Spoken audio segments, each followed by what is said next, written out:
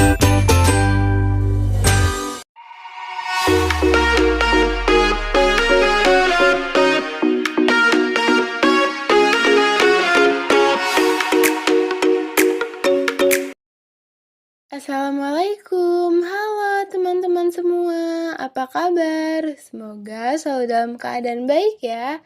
Selamat datang di channel YouTube kelas 1A PGSD. Saya Elma Surya Lestari dan di sini saya akan membagikan video mengenai pembelajaran geografi, khususnya pada bab pertama yaitu hakikat geografi. Apa sih hakikat geografi dan apa aja sih unsur-unsur di dalamnya? Penasaran kayak gimana? Simak terus yuk sampai akhir.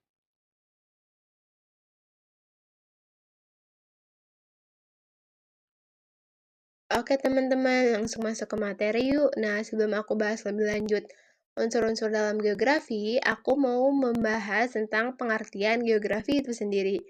Geografi adalah ilmu yang mempelajari hubungan timbal balik antara manusia dan lingkungan. Eratosthenes 276 sampai 194 sebelum Masehi menerapkan konsep geografi yang berjudul Geografika. Pada hakikatnya, pengetahuan tentang geografi telah ada pada setiap manusia, karena sejak lahir manusia telah mengenal alam dan lingkungan yang mereka tempati. Manusia hidup di bumi dengan manusia lainnya dengan menempati ruang tertentu. Secara etimologis atau asal kata, geografi berasal dari kata geo yang berarti bumi dan grafien yang berarti lukisan, sehingga geografi berarti lukisan tentang bumi. Konsep geografi fisik meliputi litosfer, hidrosfer, atmosfer, dan biosfer. Nah, litosfer itu kulit bumi yang terdiri dari batuan dan tanah. Hidrosfer, air di bumi termasuk laut, sungai, dan danau. Yang ketiga, atmosfer, udara di sekitar bumi. Biosfer yaitu kehidupan di bumi termasuk manusia, hewan, dan tumbuhan. Nah, ini lanjut ada fenomena geografis manusia. Yang pertama itu ada urbanisasi dan perkembangan kota, migrasi dan perpindahan penduduk, perubahan penggunaan lahan atau deforestasi, polusi udara dan air, ada penggunaan sumber daya alam atau pertambangan dan perikanan, serta konflik sumber daya alam dan perkembangan teknologi dan infrastruktur.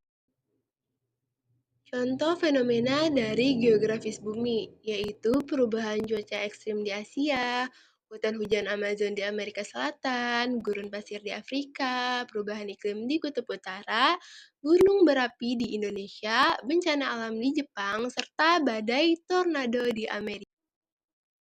Nah, selanjutnya masuk ke geografi manusia. Apa sih geografi manusia? Geografi manusia yaitu mempelajari interaksi antara manusia dan lingkungan, serta bagaimana manusia mempengaruhi dan dipengaruhi oleh lingkungan. Beberapa subcabang dari geografi manusia yaitu pertama, ada geografi sosial. Nah, geografi sosial itu sendiri mempelajari pertebaran dan interaksi kelompok sosial, budaya, pemukiman, bahasa, dan agama. Nah, contoh dari geografi sosial yaitu pola hidup masyarakat di daerah pesisir dan pedalaman, pengaruh agama dan kepercayaan terhadap perilaku masyarakat, persebaran penduduk di perkotaan dan pedesaan, pola migrasi dan dampaknya pada komunitas, serta persebaran bahasa dan dialek di Indonesia. Nah, subcabang lainnya dari geografi manusia yaitu ada geografi ekonomi. Nah, geografi ekonomi itu menganalisis distribusi sumber daya ekonomi, aktivitas produksi, perdagangan, industri, serta dampak ekonomi terhadap lingkungan. Contoh dari geografi ekonomi yaitu ada jaringan transportasi darat, laut, dan udara di Indonesia, persebaran industri manufaktur di Jawa dan Sumatera, pertambangan emas di Papua, perdagangan internasional dan ekspor-impor, pengembangan kawasan ekonomi khusus di Batam dan di Bintan. Sekarang lanjut ke geografi politik. Apa sih geografi politik itu? Geografi politik yaitu fokus pada politik dan kekuasaan dalam konteks ruang, termasuk batas negara, pemetaan, geopolitik, dan hubungan internasional. Contoh dari geografi politik yaitu perbatasan Indonesia dan Malaysia di Kalimantan, perubahan batas wilayah antara provinsi atau kabupaten, pengelolaan sumber daya alam di wilayah perbatasan, negosiasi perjanjian perdagangan bebas atau Free Trade Agreement antara Indonesia dan negara lain, serta rencana tata ruang wilayah di Jakarta dan sekitarnya. Nah, selanjutnya, subcabang dari geografi manusia yaitu ada geografi perkotaan. Apa sih geografi perkotaan itu? Yaitu mempelajari pola dan proses yang terjadi di kawasan perkotaan, termasuk masalah perencanaan kota, infrastruktur, dan dampak urbanisasi. Teman-teman ada yang tahu nggak sih contoh dari geografi perkotaan sebelumnya? Nah, aku punya beberapa contoh sedikit dari geografi perkotaan itu sendiri, yaitu lingkungan hidup perkotaan atau polusi dan pengelolaan sampah, masalah sosial, kemiskinan dan kejahatan, investasi dan pengembangan infrastruktur, pemerintah kota atau otonomi dan desentralisasi, serta kebijakan perkotaan atau perencanaan dan pengelolaan. Kita masuk ke dalam geografi terapan. Geografi terapan yaitu mempelajari tentang pergerakan baik itu manusia, barang, atau jasa yang terjadi dalam suatu ruang di permukaan bumi. Teman-teman ada yang tahu nggak sih contoh dari geografi terapan itu apa aja? Nah, aku punya contohnya nih teman-teman. Yang pertama itu ada perencanaan mitigasi bencana alam. Seperti yang teman-teman ketahui, kalau misalnya kita terjadi mau gempa bumi atau bencana alam lainnya, itu tuh kita, kayak dikasih peringatan atau dari BMKG dan mitigasi dari bencana lainnya itu, seperti itu teman-teman. Nah, yang kedua itu ada konservasi hutan dan ekosistem, itu kayak hutan lindung teman-teman. Nah, yang ketiga itu ada analisis dampak sosial proyek infrastruktur. Selanjutnya itu ada pengelolaan sumber daya air atau mengoptimalkan penggunaan air, seperti reservoir. Itu tuh reservoir itu tempat penyimpanan air atau, bahan bakar gas, teman-teman, serta perencanaan penggunaan lahan. Masuk ke geografi transportasi.